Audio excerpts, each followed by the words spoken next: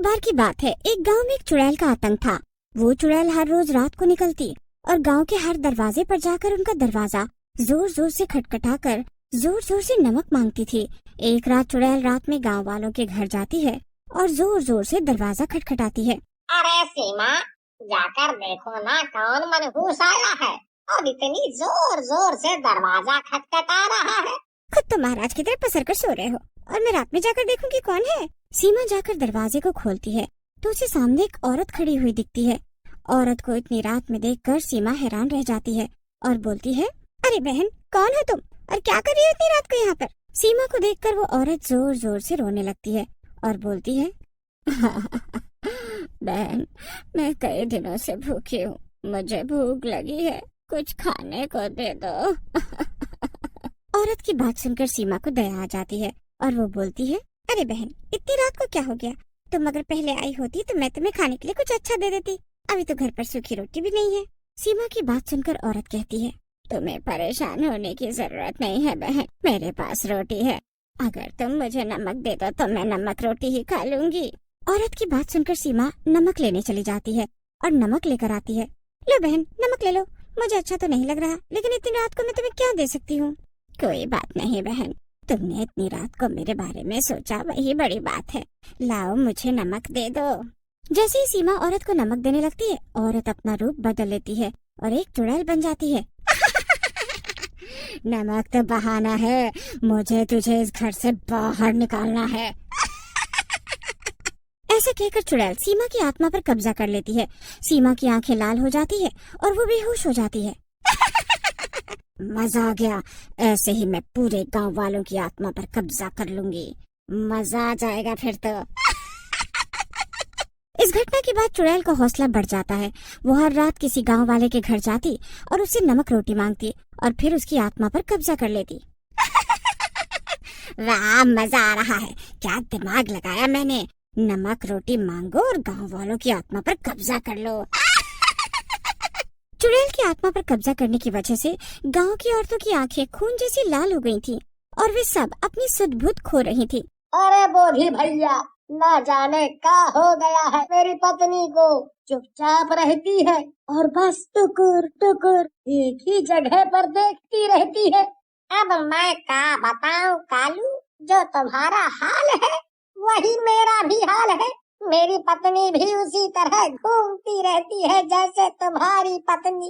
अरे भैया, तुम सबसे बुरा हाल तो मेरा है।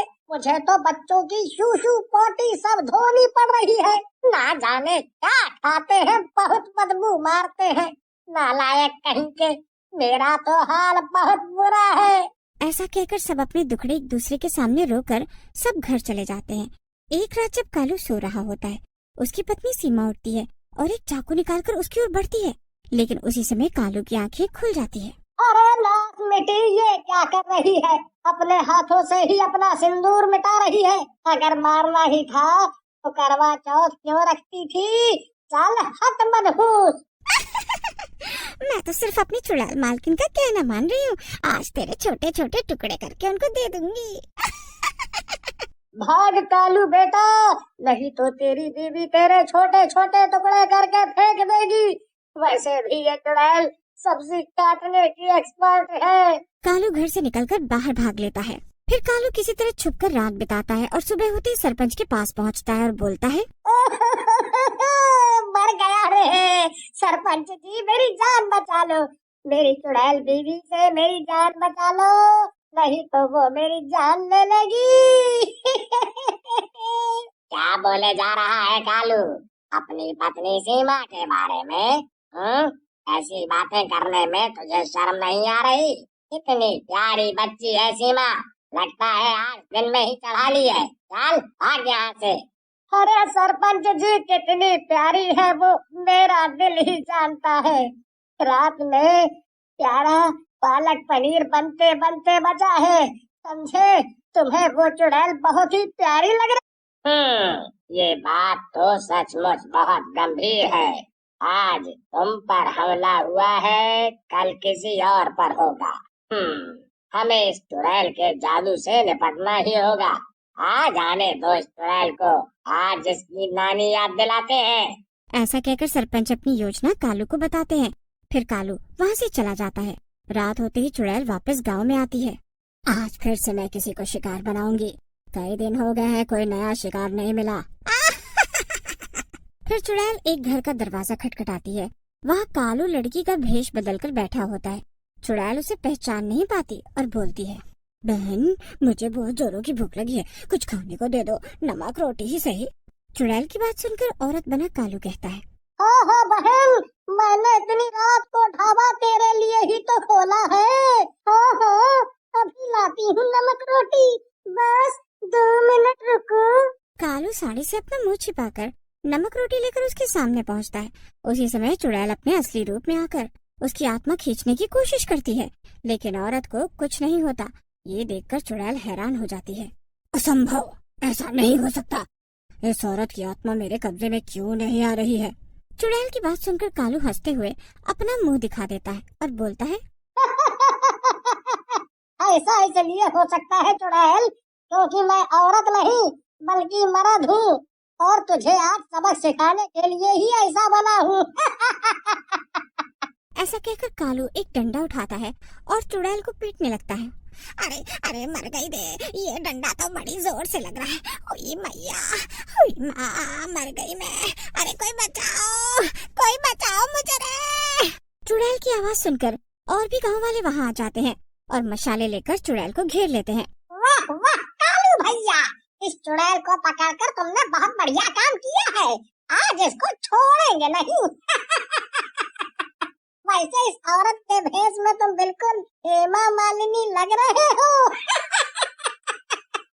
ज्यादा हेमा मालिनी याद आ रही हो तो मैं धर्मेंद्र बन जाता हूँ अभी, समझे? बकैती मत करो और इस चुड़ैल से निपटो, समझे? गांव वाले चुड़ैल की तरफ बढ़ रहे होते हैं, तभी वहाँ पर सीमा आ जाती है और चुड़ैल के सामने खड़ी हो जाती है। खबरदार, किसी गांव वाले ने अगर चुड़ैल को छुआ भी तो वो मेरी मालकिन है, समझे? जान ले लूंगी। सीमा की बात सुनकर सरपंच बोलते हैं, अरे कालू, अपनी पत्नी को समझाओ यार, बड़ी मुश्किल से चुड़ैल पकड़ में आई है। आज ही मौका है, आज ये बच गई तो फिर पकड़ में नहीं आएगी। अरे डार्लिंग गुस्सा मत हो, मैं तुम्हारा पति हूँ। ये चुड़ैल तुम्हारी कुछ नहीं लगती। गांव वालों के रास्ते से हट जाओ। अरे काहे की डार्लिंग, अभी जान ले लूंगी तेरी। पकौड़े जैसी शक्ल वाले, अगर मेरी चुड़ैल मालकिन को छुआ भी ना तो देख लेना। सीमा की बात सुनकर चुड़ैल खुश हो जाती है और बोलती है, शाबाश मेरी गुलाम, आज मैं बहुत खुश हुई, मजा आ गया। ऐसी ही वफादारी निभाती रहे। ऐसा कहकर चुड़ैल वहाँ से भाग जाती है। फिर गांव वाले सीमा की तरफ मुड़ते हैं। बोधी सीमा को एक पेड़ से बांध देता है। सरपंच जी, आप चिंता न करो, मैं इस चुड़ैल को पकड़ने में आप सबकी मदद करूंगी। फिर रात होते ही सब गांव वाले अपने अपने घरों में ताला लगाकर छुप जाते हैं। बिमला चुड़ैल का इंतजार करने लगती है। चुड़ैल रात में गांव में आती है। पूरे गांव में ताला लगा हुआ है, लगता है गांव वाले मुझसे डर गए हैं, लेकिन मेरा शिकार कहाँ मिलेगा मुझे? हाँ? तभी उसे बिमला का घर दिखता है। वो उसके घर में जाकर नमक रोटी मांगती है। बिमला भी तैयार बैठी होती है। बस बहन तुम इंतजार करो, मैं अभी लेकर आती हूँ। जैसे ही बिमला जाती है उसी समय वहाँ गांव वाले आ जाते हैं और चुड़ैल को पकड़ लेते हैं। गांव के पुजारी एक बोतल के अंदर चुड़ैल को कैद कर देते हैं। चुड़ैल बोतल के अंदर से बोलती है, आज तो तुम गांव वालों ने मुझे बोतल में कैद कर दिया, लेकिन मैं फिर आऊंगी, तुम सबको मजा चखाऊंगी। फिर गांव वाले चुड़ैल को एक पेड़ के नीचे गड्ढा खोद कर गाड़ देते हैं। जैसे ही चुड़ैल को वो लोग गड्ढे में डालते हैं, गांव की औरतें भी उसके जादू से आजाद हो जाती हैं।